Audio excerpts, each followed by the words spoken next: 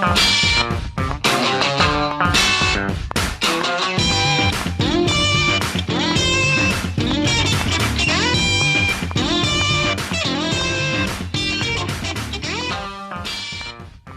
folks, you know you're in for a treat when you hear that tune because it's time for another week of the Rec Poker Podcast. I'm so excited. This is episode 585, and we are welcoming back Wrecking Crew member Kevin Mathers. You might know him as @KevMath on his favorite social media platform. We're going to be talking to him in just a minute about all that's new and exciting about the World Series of Poker this summer. But first, I should tell you, in case you don't already know, this is the Chats edition of the Rec Poker Podcast, and I've got the best freaking job in the world hanging out here on YouTube every Monday night at 7:30 Eastern, talking with my friends about this great game we love called poker. Come join us for free every Monday night, 7:30 on YouTube, and win a prize just for showing up. Plus, you get to ask questions of some of the great minds in poker, like our very own Kevin Mathers. Now, we're going to talk to Kevin in just a moment, but first I have to thank our sponsors. This show is brought to you by the Running Aces Hotel, Racetrack, and Casino. They are the official sponsors of the Rec Poker Podcast. And especially because most of what we do here is free, we're a largely volunteer-based organization. We really depend on the support of our sponsors and our premium members who pitch in their $15 a month to join our premium program and help us keep the lights on here at Rec Poker. I had a great surprise in my inbox this week when I saw that our newest premium member is none other than Dr. Patricia Cardner. So Dr. Cardner, big name in the poker world, has decided to support what we're doing here at Rec Poker and signed up for our premium membership. So just like all our new premium members, I sent Dr. Cardner off a little email outlining some of the great things that we do here at Rec Poker and an invitation to meet with me in a one-on-one Zoom so we can kind of chat, get to know each other a little better, and like all our premium members, sort of see how Rec Poker can help them out the most. So I think Dr. Cardner could probably help us out more than we can help her out, but it's delightful to have her support here as our newest premium member. Another way to support what we're doing here on the Wrecking Crew is if you go to rec.poker/support, you can find all sorts of ways to help out with the show, subscribing to this, downloading that, buying us a cup of coffee, some of it without even spending a dime. We'd appreciate that. And since we've got Kevin Mathers here on the show, I should point out that if you go to rec.poker/staking, you can find some great ways to support Wrecking Crew members by buying a piece of their action, investing in their tournament or cash game programs or packages. And I've got a WSOP 2024 staking package out there. I know a couple of the other Wrecking Crew members are putting some packages together. So come join the fun over at rec.poker. Join for free. Most of what we do here is free. And there's a lot of fun ways to get involved. Now, you get used to hearing my voice on Mondays because they let me host the show, but I am just one small cog in the Rec Poker machine.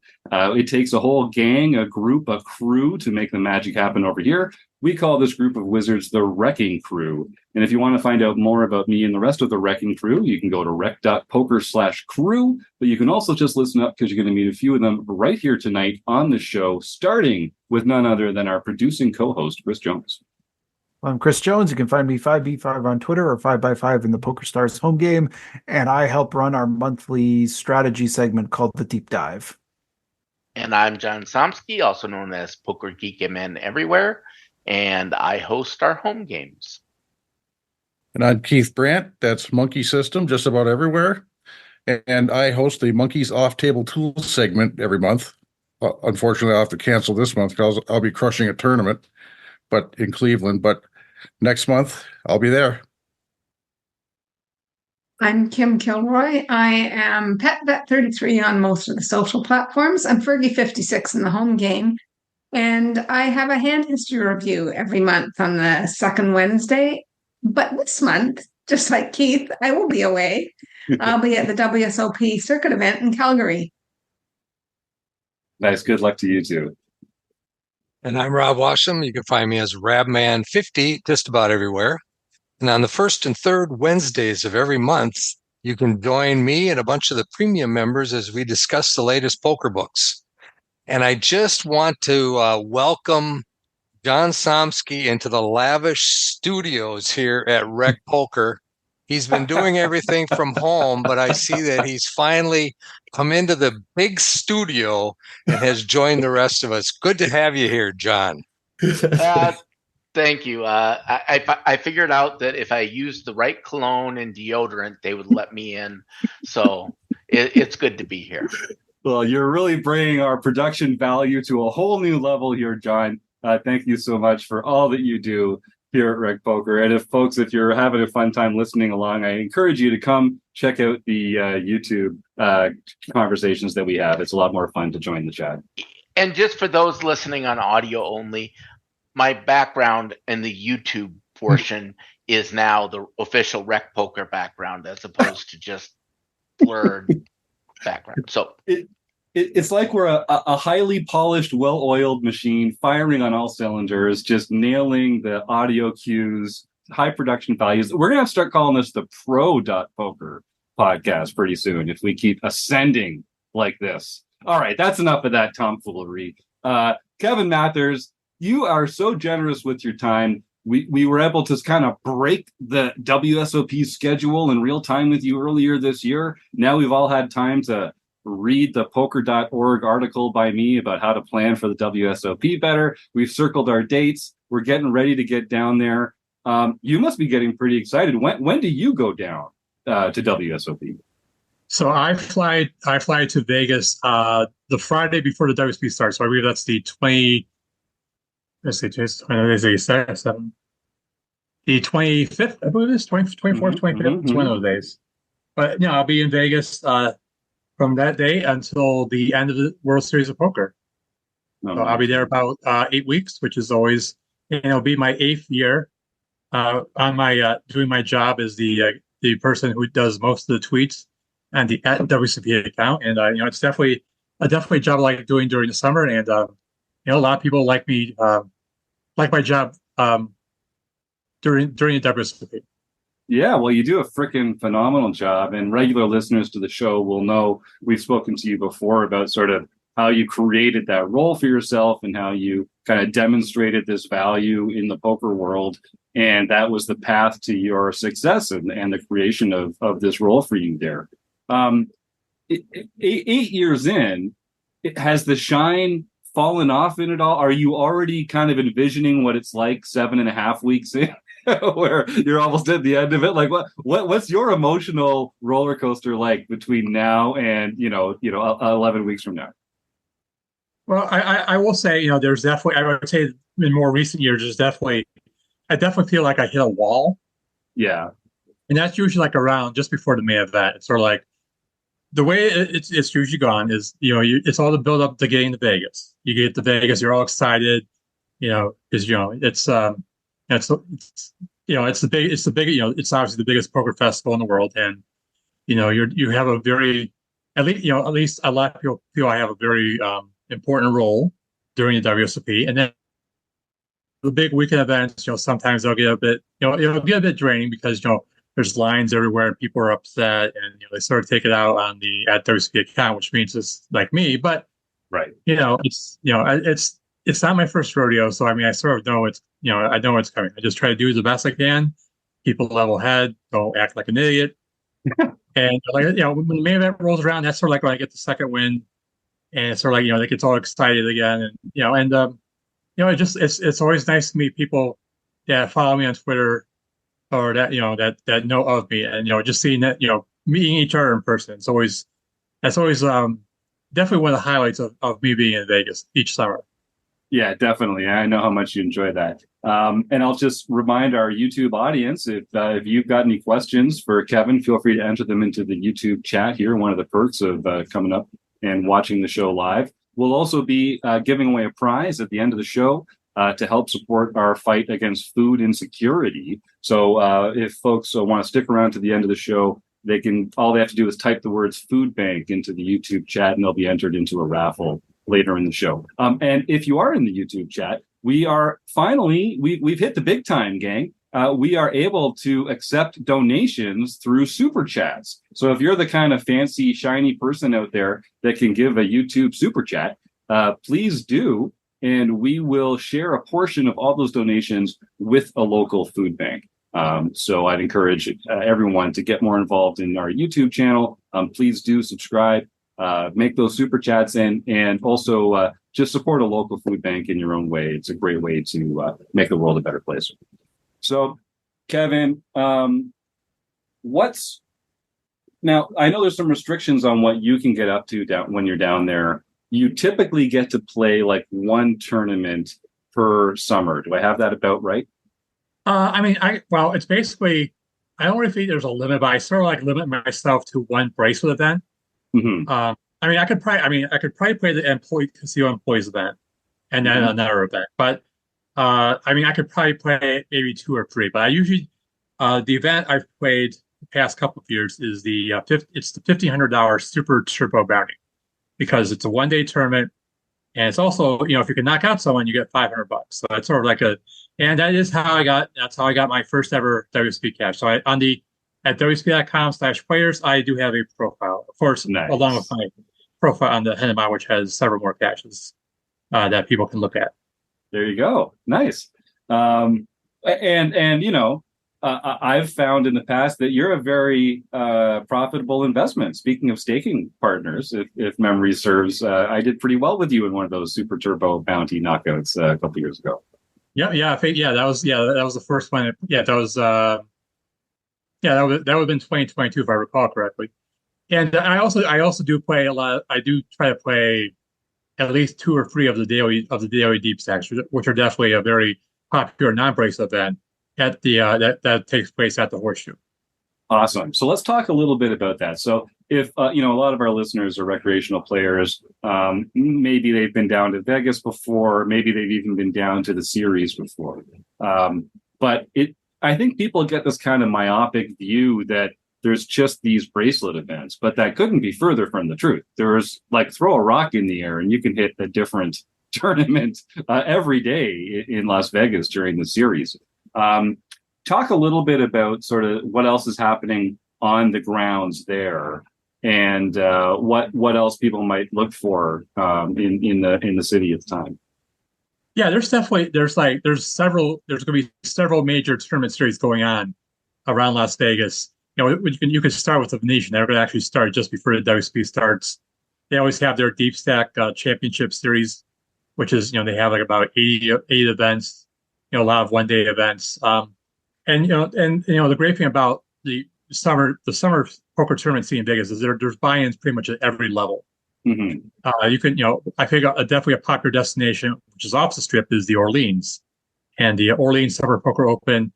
They have a lot of events that are basically most of them are under $400 and below. A lot of 1-day tournaments, and they also are probably the best place for outside of WSOP for mixed game events. You can play your Omaha 8s, you can play your No Limit Deuce to 7s, your Dealer's Choice, Stud, Horse. Of course there's we have the Venetian, we have the Aria, we have MGM Grand, which is going to have the Moneymaker Poker Tour as part of their Grand Summer Series. That's going to be very popular. Aria, like I said, there's going to be people who like to play the high rollers. That may not necessarily be in the listening audience, but there are several 10K and up of 1-day events that people can play at the Aria and the Poker Go Studios. There's a couple places that you can find out. Oh, the Win! I shouldn't forget the Win. The Win is definitely making its way as like the number 2 poker stop. Mm-hmm. For players I think there's definitely players that prefer playing at the Win over the WSOP, but it is to each their own. And it's the great thing is there's such a variety out there.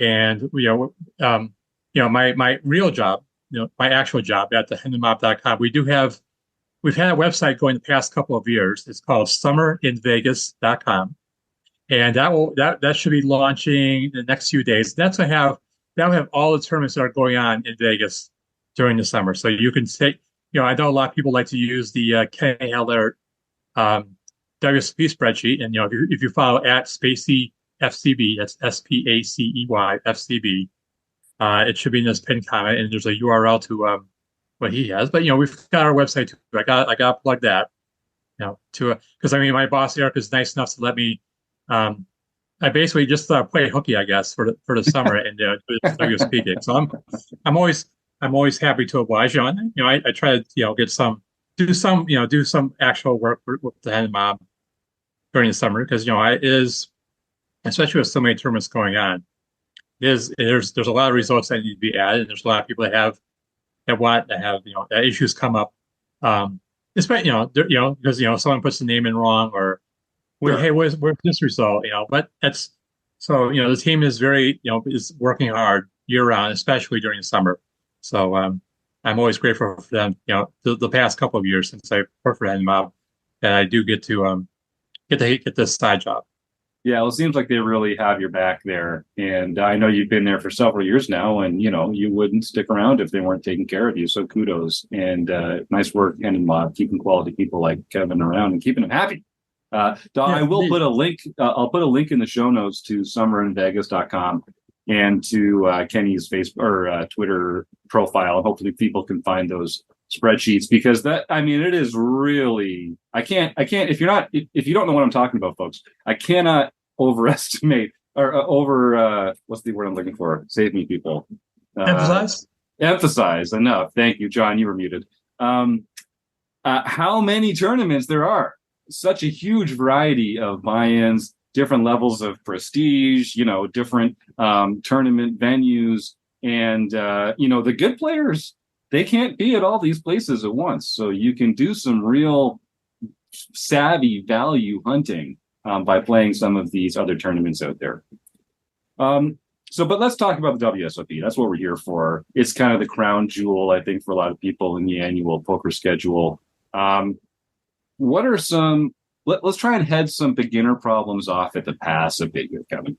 And of course, if you're in the YouTube chat and you've got questions for Kevin, type them in. We'll make sure to ask them. What are some common mistakes that beginners make? What are some of the tweets that you get like 40 times in the first 2 weeks every year from people that don't understand something they should have done differently about getting ready for the WSOP this year? Okay, well, the first thing that players should get, if they don't already, they need to get one of these a Caesar's Rewards card. Yes. Yes, that's that because you're gonna need your Caesar's Rewards card. You're gonna need unexpired ID, which is also key. Because there's definitely instances where I've seen people come up, they don't realize that their ID expired during the summer, and they try to register and they're screwed. Sometimes people have various. There's ways around that. Maybe get like a temporary ID. But again, when you're in Nevada, you're usually coming from out of state, so it's gonna. Of course, having the money to actually pay for the tournaments themselves. That's either by cash, casino chips, Paris or Horseshoe casino chips, debit cards are that's definitely a popular method that people have used sort of the past few years. Cashier's check, which is a little more obscure, but the people who like to, don't worry, want to walk around with cash. Sure. They can do a cashier's check. They can wire money, and there's a new method that's going to be in place this year for people who want to wire money to the WSOP that I will go over. And sometimes some of the things that if you're using a debit credit card, there's going to be fees attached. And the best place to go is if you go to WSOP.com/registration. It'll detail all the methods that you can use and the fees that are involved. Usually, it's about 3% of the buy-in. For players outside the U.S., it's usually 3.5%, 3.5% of the buy-in plus $3 per transaction. So it's obviously make sure that you are not going over your credit limit. And another right. question that some people have. It is treated like a regular purchase. It's not a cash advance. So I know there's definitely players out there that like to use that have they have like frequent frequent flyer points or things of that nature. Mm-hmm. They can that's an easy way for them to rack up those, and they can use it for trips and or other methods. And there's those people out there that are very responsible with their credit cards that pay them right away. Yeah, there's a few out there for sure. There's got to be, right? So people can use credit cards and debit cards, but there's going to be a small fee associated with that. People can carry cash, but there's always, some risk involved in carrying large amounts of cash. I mean, one thing I like to do, if you're going to be down there for a couple of weeks or you're playing in several tournaments and you don't know if you're going to register for all of them all at once, get a safety security box, a safety deposit box at the cage. It's not that expensive. I think I paid like $30 or something for the summer, and you can not only can you keep all your cash in there, but the line for the safety deposit boxes is really short, and the line for registration is really long. But if you are at your safety deposit box, you can also register in tournaments from that line. So not only do you get a chance to keep all your valuables in a safe place, not carry them around, but you also get to skip the registration line. So that's a fantastic tip there. Yeah, I think I'm assuming it's probably a little more expensive than what you're describing, but I did ask about that, and the fees are the same as last year. I think it's like from 200. It depends on the size of the box. Most people don't need an incredibly large box, but but yeah, you're right. It's definitely a safe deposit box is definitely an option that's available. And I should also note that you are able to register online for events and using your debit, credit card, or if you're in the U.S., you can use your online banking. And of course, there are fees with that as well. But some people, and there's a couple. There's one new thing this year. Now, people in the past have used what's called a WSOP tournament account. Mm-hmm. Where they deposit a sum of money. Now you have to deposit at least $2,500 with the initial deposit, and you can when you deposit a certain amount of money, and then you can go online through the BravoPokerLive.com system. Again WSP.com/red. They'll walk you through all the details of setting up the account and how to register for events. And there is a $3 fee per tournament that you register for. So it is. So let's say you're going to spend $5,000 in tournaments. It may be a good idea to deposit $5,050. Just so, because again, it's one of those things where if you're playing a $1,500 event and you have $1,497, you're going to have to come with that $3. You're not going to just let that slide. Good question. Good point. And sorry, you just cut out for a second there. Again, let's just give the URL again. It's WSOP/register.com/registration. Registration. Okay. Yes. So yeah, check that out, folks, and go. You'll find a lot of good information there. We've got a question from Keith. Can we send our money in by ACH transaction already? Keith, what is an ACH transaction? Jump in. You're muted at the moment, but a direct bank transaction. We were able to do it last year. And I bought a couple of my tickets from home before I even went out to Vegas. Are we able to do that already? Yes, registration opened over the weekend. Now, it is important to note that this year, for people who want to use a wire transfer or an ACH, Bravo has created a company called Payfinity, and I'll spell that out. That's PAYFINITI.com.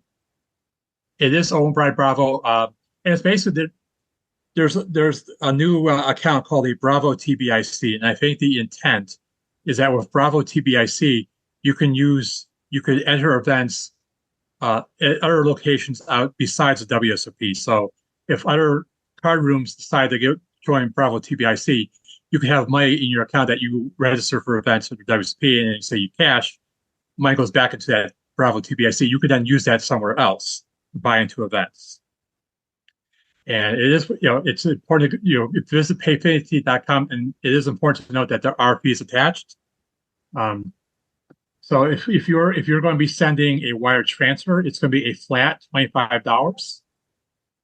And I know in the past, and of course, any fees that your bank is personally going to charge for a wire transfer. For ACH, it's 2.5% of the buy-in. Sorry, I shouldn't say buy-in. Whatever you wish to deposit. Now, last year, when you register for events using ACH, there were fees on top of that. I believe it was 2.75% plus $3. It's actually a little bit lower for this year. It's 2.5%. But I know when people were finding out about ACH, they were like up in arms. It was like this brand new thing that no one's ever done ACH before. So, but people can wire money and that's probably, especially if it would be probably better to do wires when it's $25 flat. But like I said, plus any fees that your bank charges. And there is also the option in many countries where there's also crypto, which is definitely something a lot of people have been looking to do. And an important thing to note that there is a 3% fee of whatever, let's say you deposit $10,000 in crypto, however that is. There's various methods, various cryptocurrencies you can use. And they do charge a 3% fee of that, but it's basically relatively instant. And then you could put money into the account, and if you cash, you can get that money, put that money back into your Payfinity account without any charges. You have a follow up there? No, he answered all my questions. Thank you. No problem. So yeah, so part of the issue, I guess, Kevin, as you're explaining, is that people want to have their money in an account so that they can register into multiple tournaments from that account, and then also, if you win money, have that money sort of credited into that account. And then you can do all your actual moving the money around back at home or remotely or by online or something like that. And it sounds like a lot of this is through the Bravo app. Right. Yeah, but that's different from the WSOP tournament account, I think. Well, yeah. So the WSOP tournament. So it may get a little confusing because the Bravo TBIC is new this year. If you have if you had a WSOP tournament account in the past, you could of course still use that. But one of the drawbacks may be you have to you deposit at the cage. Registration is open at the Paris main cage right now until the WSOP starts, which will be on, of course, that's 3 weeks from tomorrow, the 28th. But if you can withdraw, you can deposit and withdraw funds from the WSOP main cage or Paris cage after the series is over. With Bravo TBIC, you can deposit your money, and then you could, if you cash, that money will go back into your account, and you could hold it there. And like I said, it is relatively new, so I heard any card rooms that have joined with Bravo TBIC, but I assume that's going to be something that's going to be coming up in the near future.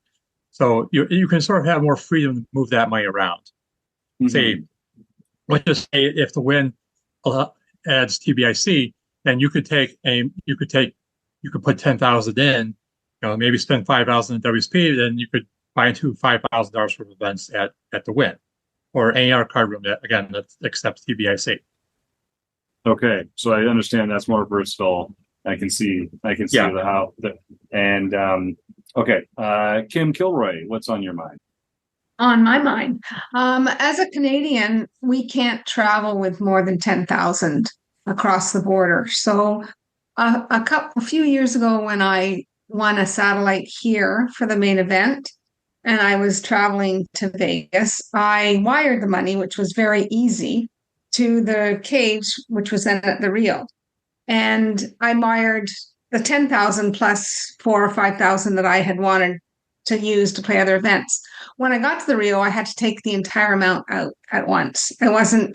So now that there's a TBIC account, you can take all of the money out, you can put it in your TBIC account, and you never have to worry about traveling around with all of the money.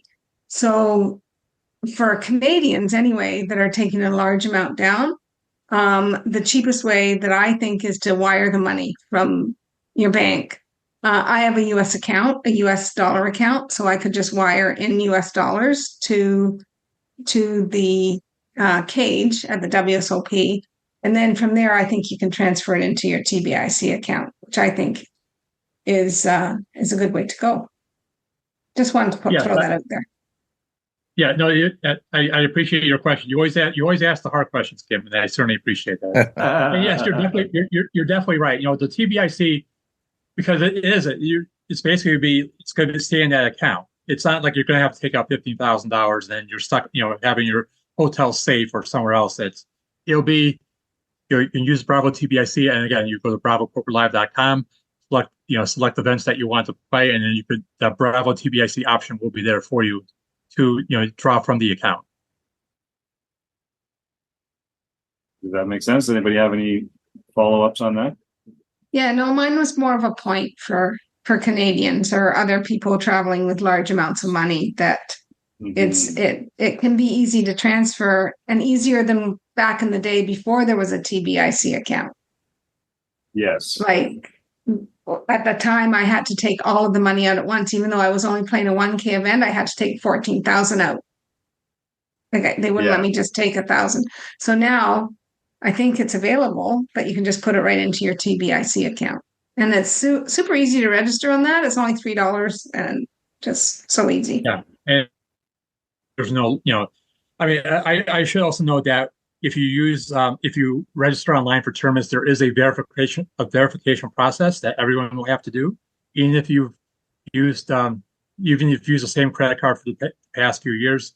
Every year they need to see you, in person with your ID, the debit card that you wish to use, and then so you get verified, and then any future you'll get your first C assignment, and then in the future, as long as you keep using that same credit card, you go online, and then you register for whatever tournament, and then you go to one of the fast track kiosks, which I'm sure Kim and others are familiar with those devices. You swipe your Caesars Rewards card, select the event that you've registered for, print out your tournament receipts. And I should note, because this is something that definitely happens every year, I'm going to assume it's the same this year. You get 3 copies. There's one copy for yourself, there's one copy for the dealer, and then there's the tournament receipt. The dealer copy is usually coming out last, and a lot of people will forget the dealer copy. And then when they go to the table and they don't have a dealer copy, all heck breaks loose. So, and then I'll definitely see times where people have had their dealer copy. It's on top of, someone put the dealer copy on top of the kiosk, and then we have to try to find that person, sort of get that so they can start playing. Yeah, I'm sure it happens. Keith, what's on your mind? Yeah, is there anything we need to be aware of when we go to transfer our money back out of the TBIC account into our bank? No, it should be a relatively. There's no fees for like taking money back into your account. The only fee is basically when you're funding the account itself, and then you can move that. You can move that back into your bank account without a problem. So, like, even if I win $1 million, I can wire that back to my bank, and there's no problem. I would hope not. Yeah. And $1 million is. I mean, $1 million is a little. Could be an issue, but I think there should be ways legitimately. So yeah, that'd be kind of a good problem to have. Yeah, I like your optimism, Keith. Let's go. Let's go. Yeah, he's gonna pull the mystery. He's gonna pull $1 million mystery. Yeah, that's what's gonna happen. Oh, nothing would make me happier. That's awesome. Okay, well, boy, I love where this conversation's going. What are some other things that people are going to say, oh, I wish I'd known, I wish I'd thought of that before I got down to Las Vegas? Okay, well, one important thing to know is that registration is open. In the past, it's been open 24/7. Now, there is a slight change in the schedule this year, in that the registration will be available from 6:30 a.m. until 5 a.m. I should say registration will open at 9 a.m. on May 28th. That's the first day of the WSOP. And then it will remain open until 5 a.m. on the 29th. And then it reopens at 6:30 a.m. And then it'll be 6:30 a.m. to 5 a.m. each day. So a lot of people think, a lot of people can be a little foolish thinking, they've played their local tournaments and, they show up just before the start time and they're going to get, they get their seat right away. It's not like a huge tournament. But especially weekend events, you do that, you're probably going to be joining a few hundred people online. So it's, but so you can register at any time. You can register any event at any time. You could register for event 99 on the 28th if you wish. Now, some people may not want to have their money out of circulation for that long, but it is an option available to players. And it's, especially a lot of people want to avoid lines as much as possible. They'll do it in the after midnight hours. Yeah, it's a great tip because the registration lines are very long and during the busy times of day. But as Kevin says, outside of from 5 a.m. to 6:30 a.m., you can get in line for a much shorter line and register for all the kind of stuff that you know you're going to play. What happens when you register, Kevin? So let's say I register in advance for a tournament, but then I sleep in that morning and I don't actually get to my table in time to start. Are my chips going to be out in play getting blinded out, or are they going to be in the dealer as well waiting for me when I get there? Okay, so that's definitely one of the more popular questions I get every summer. Last year it was basically if you registered before the start of the tournament, your chips were in play from the start. Okay. Even if you register online, even if you register before the tournament but didn't print out your ticket, the chips would still be in play because basically you're determined for the most part. There may be situations where there'll be a late registration table, but that's going to be mainly your big weekend events that possibility will happen. But there are more tables this year than last year, so we should see and also a new tournament area. That's the horseshoe. That's the Normandy room, which is technically part of Paris, but it's in the horseshoe. So over the past few months, basically Paris has added several hundred rooms by basically taking over the horseshoe rooms, some horseshoe hotel rooms, and there should be plenty of signs for the Normandy room will be where you'll see your satellites and your daily deep stacks for the most part. There may be some overflow for the bigger weekend events when they cancel the daily deep stacks and other events, but there should be there. It's basically if you've been to the horseshoe poker room, if you go past that, there's a little escalator, and you go up, and I'm sure there's going to be plenty of signs because it's a new area for a lot of people. If you played the WSOP circuit this year, then you're familiar with the Normandy room and where it's located. But I'm sure there's going to be a lot of there will definitely be confusion. And another thing I've noticed that people will do is because registration mostly the main place for registration is at Paris, but there are times when you can register at the horseshoe. But what happens is that sometimes people get registered at Paris, they don't look at their ticket, and they go into the tournament area at Paris looking for their table, and they don't see it because they didn't look at their ticket and it says horseshoe table such and such. Right. And it is important to know that all the rooms are color coded. So you can always look up above each table. You'll see black one, white one. However, you'll see all the signs will be very visible for those who pay attention and look up. So it is important to read what is on your ticket because there's definitely times when especially people stood in line at horseshoe when their seat was impaired. Yeah. Again, they should not have been blinded off because they registered right after the tournament started. So, but it is very important to also read what's on your ticket. That will help eliminate any confusion that you may have. Yeah, and there is some confusion for folks, especially if you're not used to it, because all the events are happening at the same place. Like the Paris and the Horseshoe are combined hotel sisters, but they do have separate playing areas, and they'll have different color table sections in different areas of the two hotel and convention centers. So just read your ticket, and there's lots of friendly people around there too to ask if you're having trouble or if you're unsure about anything. There'll definitely be enough people that can help you, that can point you in the right direction.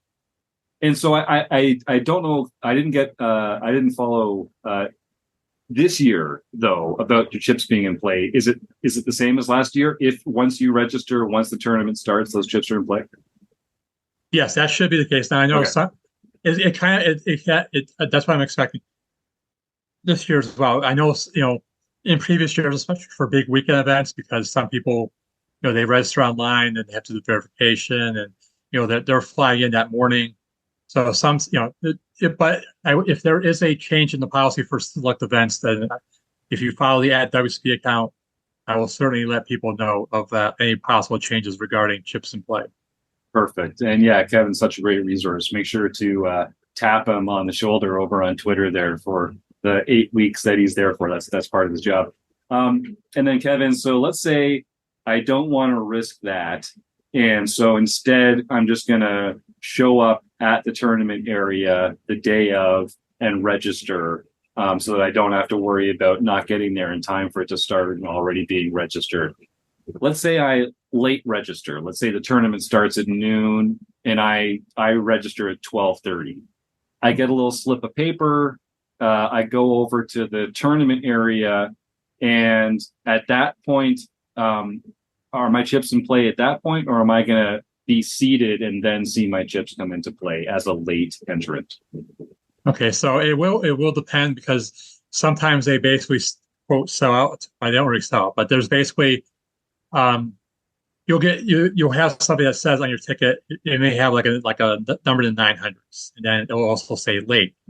People, that's another thing people do. They assume there's like a table 900 somewhere, and there's not. The important thing in the word is that you look for the, and you will see late. And of course, if you see people standing in line outside, not seated at a table, they're waiting to get their seat at the table. So,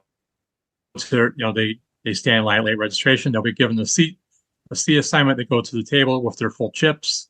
They'll get ready to go.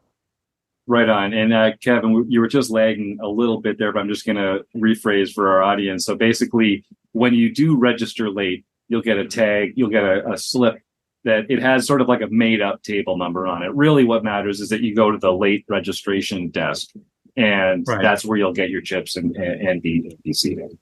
Right. Yeah. And, sometimes, there'll be two tournaments going on at once that will have late registration. So it's important that they are color code. They will say white. They will and say late. And again, it is key to me, because again, people will be in the wrong. It happens more than it should, because people. Yes. I mean, again, it's a lot of people aren't familiar. There's a lot. Some places they do. Other places outside of WSOP, they'll do alternate, and it's like they'll do alternates like 1 for 50 and get their seat. But with the WSOP, they've decided to do late registration, do a late registration table and do it that way. People have their issues with that, which I can certainly understand, but it's WSP sometimes is set in their ways about certain things, and they don't want to change. Yeah, I get that. All right. Well, Keith, and I'll give one last chance to our YouTube chatters. If you've got any questions for Kevin, type them in. Otherwise, I think we'll wrap this up pretty soon. Keith, what's on your mind? Yeah. Can you, when you late register, or say you late register or you need to re-enter, can you do that on Bravo as well? And then go to a kiosk and get a slate? Okay. Yep, you can register online as long as registration is open. Sometimes Bravo Poker Live will be a little busy, but yes, you can definitely re-enter online for events. As long as you have enough. If you're using your debit credit card, of course, again, your personal limits apply. If you don't have enough money in the bank, they're not going to process it. But yes, you go to register. You go online to register, and then you go to a kiosk, swipe your Caesars Rewards card, and it'll print out the free tickets that you'll get. And then you'll proceed to late registration, or maybe even to, if it's deep enough, before registration closes, you may have a select seat assignment. Anything else? I did have one more. Yeah, please jump in. Okay. I got told by a WSOP employee, I think a couple of years ago, because I asked the question, if you are pre-registered for a tournament, but then you come into a day two on a previous one and you have a conflict and you can't go, the employee told me that they'll automatically refund your account. After the certain waiting period, they'll take your chips off the table and then they'll refund your account. Yes, that is still the policy. If it's usually 2 hours, it's usually 2 levels or 2 hours after the tournament starts. If you've registered and you have not checked in at the table, they will remove your stack. They will remove your stack from play. It'll be in, the chips will be gone. I shouldn't say gone, but you will not be able to sit down after that 2 hour period ends. And then if you register for the tournament online, you will get refunded the tournament buy-in. Any fees associated with that will not be refunded. And if you have your DORS copy, you can go back to the WSP cashier at the WSP main cage in Paris, in the Champagne. First copy with you, because you would need that to show to the dealer that you're willing to play. So if you have the dealer's copy, you will get refunded, whatever your tournament buy-in was. Say it was a 1,500, you'll get the 1,500 back. But if you went online, any fees, the $3 fee or the 3% fee using a credit or debit card, that will not be refunded back to you. Thank you. All right, good stuff. Well, Kevin, I think we are getting to the end of the interview question. Oh, wait, that means we get to use the soundboard. Hold on. Yeah. Oh, we're such dorks over here. I love that we have a soundboard. So we are going to play our favorite games with you now, Kevin, before we let you go. The first is Stake, Study, Stack, and I'll let Chris take it away. All right, Kevin. So this is a game we call Stake, Study, Stack. I'm going to give you 3 names. You're going to pick one who you want to stake in a tournament, one who you want to study with, and one who you just want to really just take all of their chips. And since we're on the WSOP theme, I thought I would pick last year's top 3 finishers in the Player of the Year race. So your 3 names are Ian Matakis, Sean Deeb, and Chris Brewer. This is going to be a tough one. Okay, so I'm going to say for stake, I'm going to go with Sean Deeb because he plays all the games very well. So I would definitely, if he was selling action and I could buy a piece, I would definitely stake. Sean Deeb. Study. I mean, I would say I'm going to have to go with Chris Brewer. He is definitely one with the Sims, and he's definitely a very learned player. As the past year, he's definitely. He was definitely more known for bubbling big tournaments than cashing or winning. But the last year and a half or so, he's definitely turned that around. And nothing against Minnesota legend that is Ian Matakis, the 2023 Player of the Year. Unfortunately for him, I'm going to have to stack him, only because it's the only option available. I love it. I love it. Well, thanks for playing along with us. And now we're going to close the action with our speed round. So, Kevin, we're looking for short answers that come to you quickly and are true. Those are the only qualifications. And you can pass at any time if you don't feel like answering the question, or if I feel like it's taking too long for you to come up with one, we're going to hear the buzzer and then we'll just move on to the next question. Okay, how does that sound? You ready? Sounds good. Let's go. All right, we're going to start with an easy one. Kevin Mathers, what is your favorite poker hand? My favorite poker hand? That's a good question. I'm going to have to go. I'm going to go 9-7 unsuited. 9-7 unsuited. All right. I can't go the conventional aces of things. So. Let's go 9-7 off. I like to play unsuited jump. It's got a lot going for it. Is poker a gamble or a skill game? Ooh. Well, I'm going to say it's 50-50. I mean, there's definitely skill involved, but there is a bit of a gamble as well as fun. It's sort of the better the player are, the more skillful it is. For me, it's probably more like 20 skill, 80 luck. But sometimes if I'm doing well, it sort of adjusts. But it's true. Up to a maximum of 50-50. All right. What's your biggest poker pet peeve? That's a good question. Thank you. I guess I think it's not paying attention at the table, and it's definitely something I'm very guilty of at times when I'm just like I'm off my own little zone, and it's like it actions on me. It's like, oh no, or if you're like now if you don't pay attention, it's my personal pet peeve is not paying attention at the table, and I do it way more than I should. All right. Is Die Hard a Christmas movie? Yes. Is Ace King a drawing hand? In my hands, yes. Is an open-faced sandwich a sandwich? Yes. If it's on bread, I would consider it a sandwich. Should vacations be lazy or busy? Sort of depending on where you're going. But I'm going to say I prefer lazy over busy.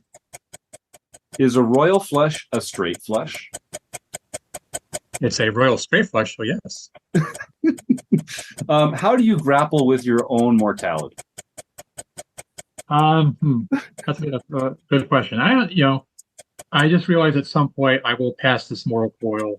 I'm just hoping it's not soon. The longer it takes for me to pass on, the better it is. That's a great answer. That's a fantastic answer. Just hanging on for dear life. I love it. All right. Who's one poker player that you respect? Present company accepted. No one in the room. Let's not get political here. Okay, I'm sorry. Can you repeat I heard one Yeah. player that dropped. One poker player that you respect? Daniel Negreanu. All right. Yellow light coming up. Slow down or speed up? Speed up. Are you pro chop or no chop? I am pro chop because I always feel it's in my best interest to chop. I mean, there's definitely times when I should have chopped and I didn't, and I lost a decent amount of money doing it. So I would be pro chop, unless I have like heaps and no one else has heaps, and then no chop. But most situations, chop. Who is your poker nemesis? Alan Kessler. Enough said. So fast, no hesitation. I love it. That was it. All right. Well, that's the last. That's the last question. The speed run. I have one more question for you, Kevin. And I may have asked you this before because you've been on the show a couple times, and I like to ask a lot of our guests. But you've led such a rich life. You've had all these fantastic experiences in the poker world and outside the poker world. But someone comes up and puts a loaded gun to your head and says, "Kevin, you have to go back in your life and choose to do one thing differently." What's the one thing you would go back in your life and do differently? Well, I think the one thing that comes to mind easily is I wish I got more involved publicly in poker, like outside of the house. Let's put it that way, because I am kind of a late starter in poker. 2010 was really when I was first actually seen by people. I wish I sort of did it like in the Moneymaker in the Moneymaker era, just a bit involved in that, with all that stuff that was going on. Let's say 2003. If I had if like Twitter was around in 2003 or something social media wise, and I got myself out in the public, then I would have done a lot more things in poker. Mm-hmm. And That's I mean, I've done great my answer. share.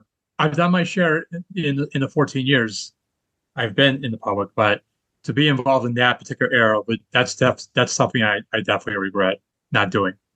Yeah, that's a great answer. And I'm always encouraged. And if your listeners at home, if you're a regular listener, I hope you pay attention, because a lot of these fantastic poker people that we have on the show, the one thing they do differently is they would just go after their dreams earlier in their lives, have the courage to go take that leap. And it's not too late for anyone listening right now. I don't know how young or old you are, how much of your life you think you have in front of you, but go after it. Go find that thing that you love and just start doing it. And if you're like Kevin, start developing a reputation for it, start demonstrating some value, show people that you're good at it. You might be doing it 8 years in a row, officially on paper down at the World Series of Poker, like our man Kevmat here. So dream the dream, folks. Give it a try. Kevin, thank you so much for coming on the show. I see you got a total of 926 points in the points round there. That's very impressive, sir. Good answers, I think, got you that 920 something points that I totally didn't just make up. So, folks, you can start typing the words food bank into the YouTube chat now. We're going to let Kevin go in just a second. Before we do, I just want to remind people that the reason that we support food banks is because especially in days like this, in this time in history, you'd be surprised how many people just need a little help putting food on the table for a loved one or a child or even for themselves. It might be people in your neighborhood. It might be people in your community. It might be someone that you don't expect might need a lot of help. Maybe people are proud or putting on a brave face, but a lot of people need help right now. And whether you're voting left or right or, whatever your religion is, one thing we can all agree on is that it's a good deed to put food in the bellies of the hungry. So if you just take out your phone and Google food banks near me, you'll find some fantastic organizations that can benefit from a few bucks from your wallet, a few hours from your week, or a few non-perishable food items from your pantry. So I'd encourage people to do that. What we do here on the show is we just talk about the fight against food insecurity every week. We try and raise awareness for support for food banks. And we, when we do live events and that kind of thing, we try and work with local food banks to raise some money for them as well. So start typing the words food bank into the YouTube chat right now, and we'll draw a winner just after the interview. Kevin, there's one more question here that I always wanted to hold off on. This is from JD Malay, my friend Joe, who's in the YouTube chat for this week's episode of the Chats podcast. It looks good on you there, Joe. Thanks for joining us last week. And he wants to know, is the Kev Math Report newsletter still active?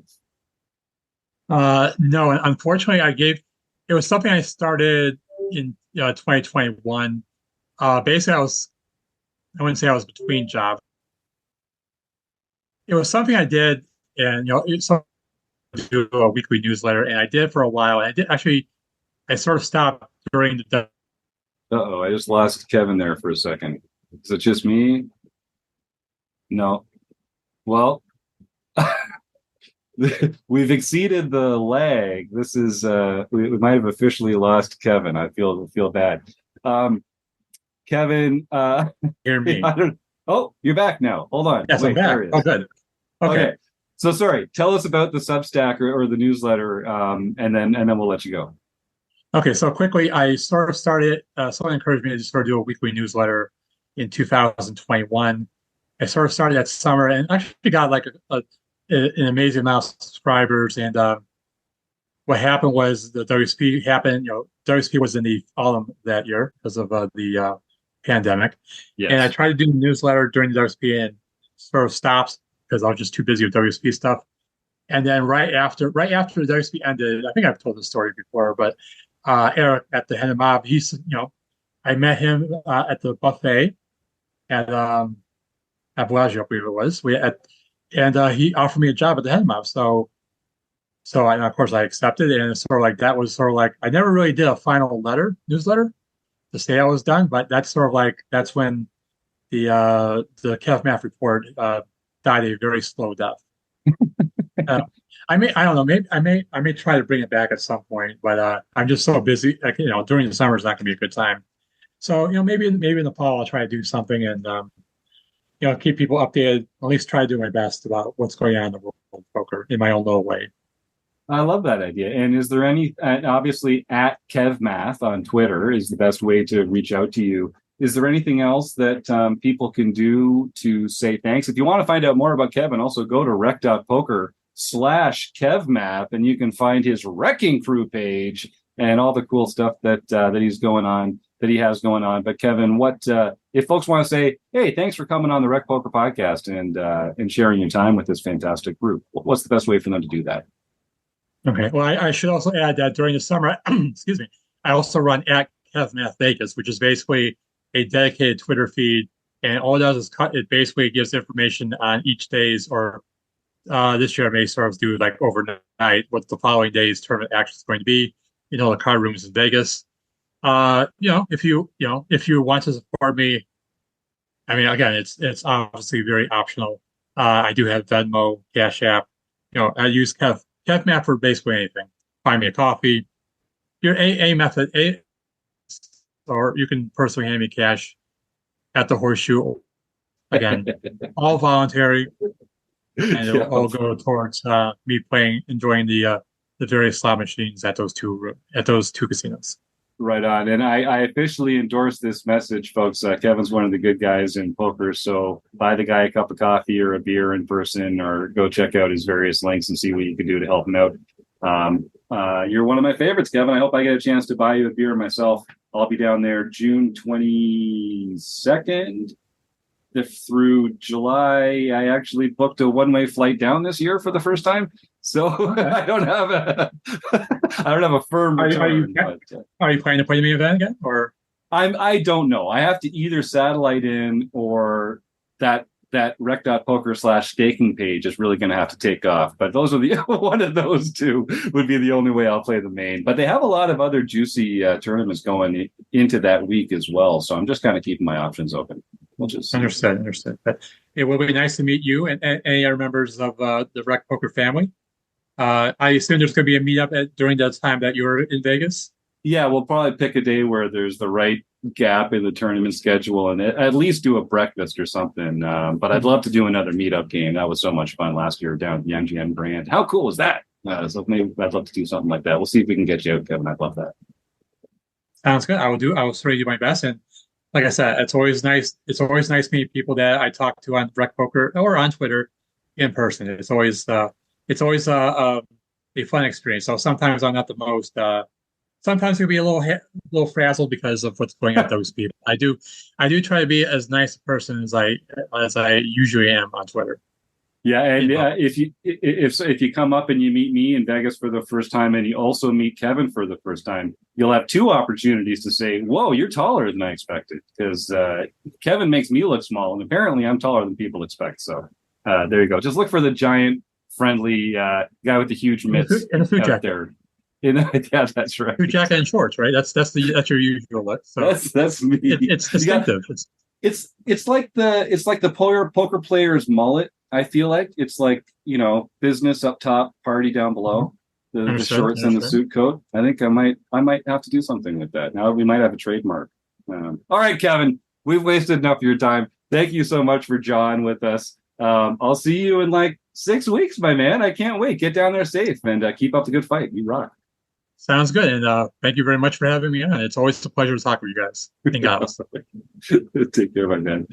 All right. Well, that was Kevin Mathers, the one and only. John Somsky, why don't you take us through some recent home game results, and then we'll wrap up today's show.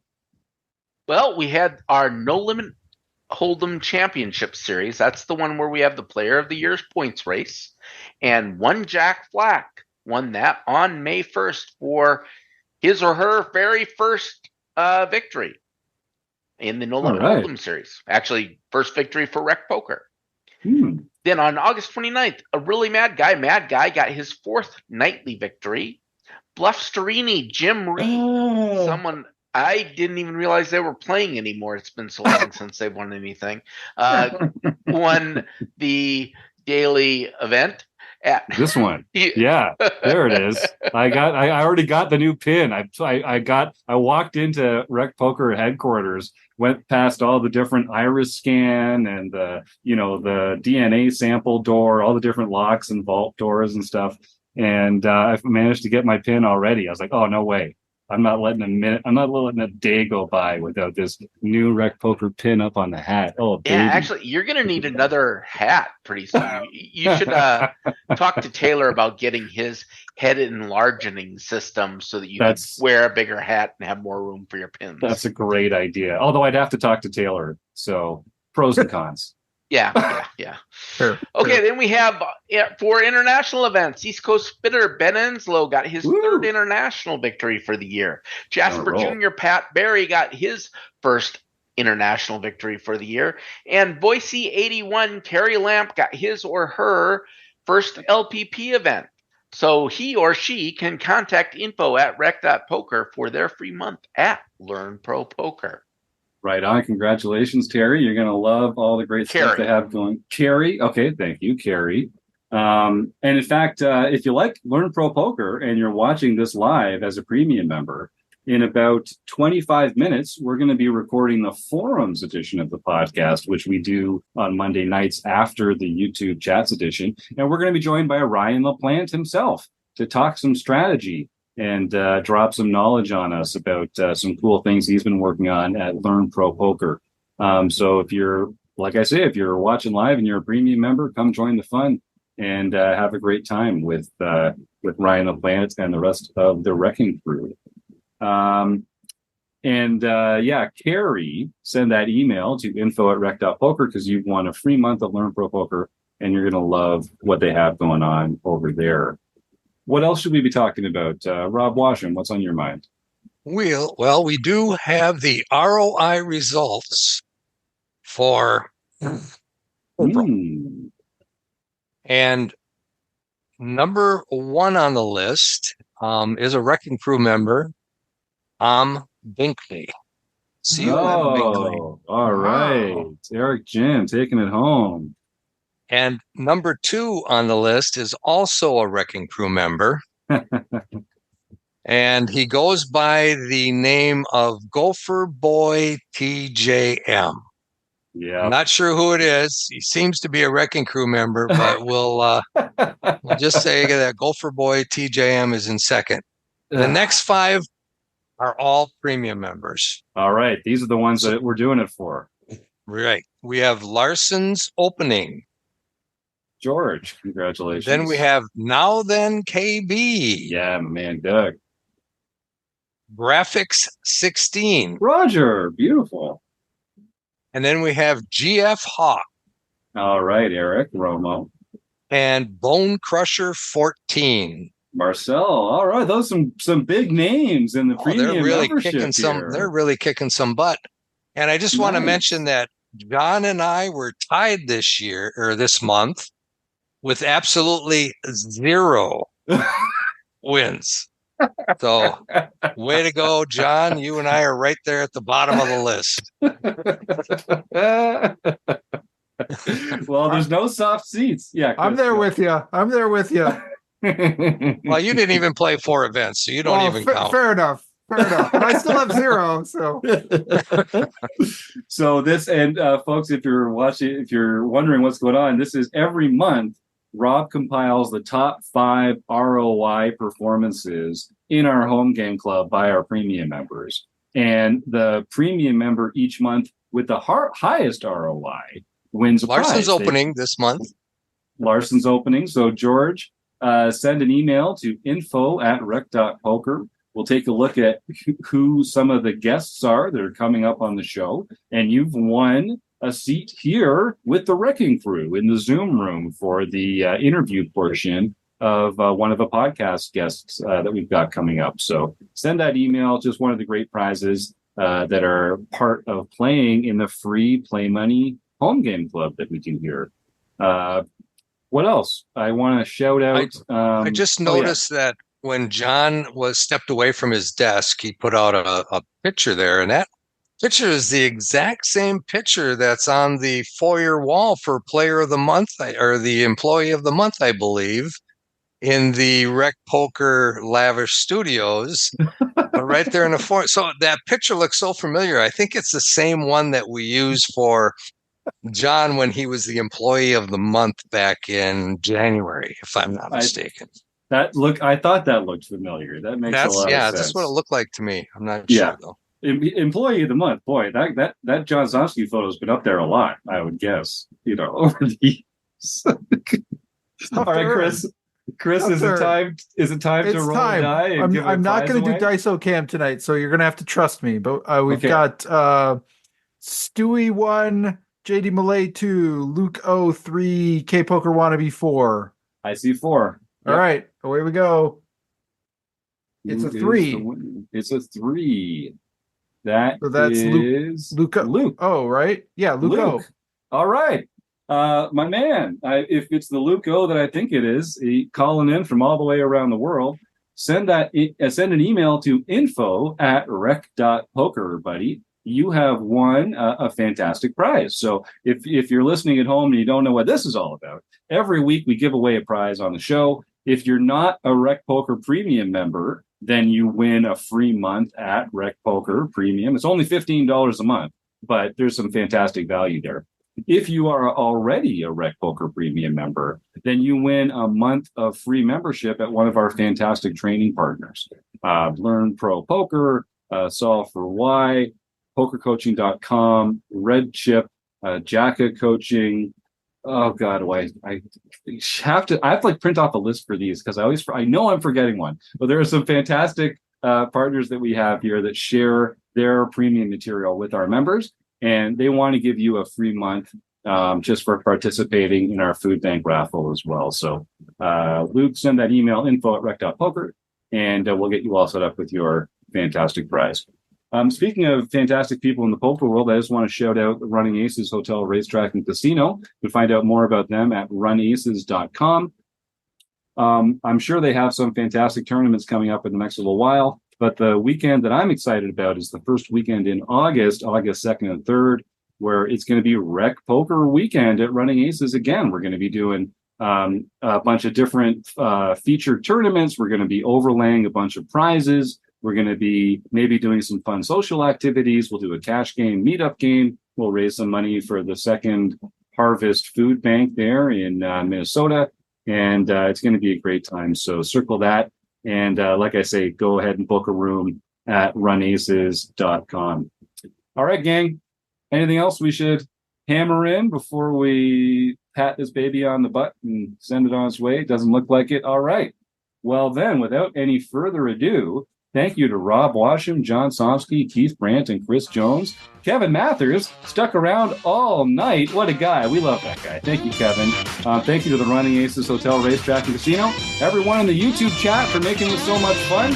And you, the audience at home. Have a good week.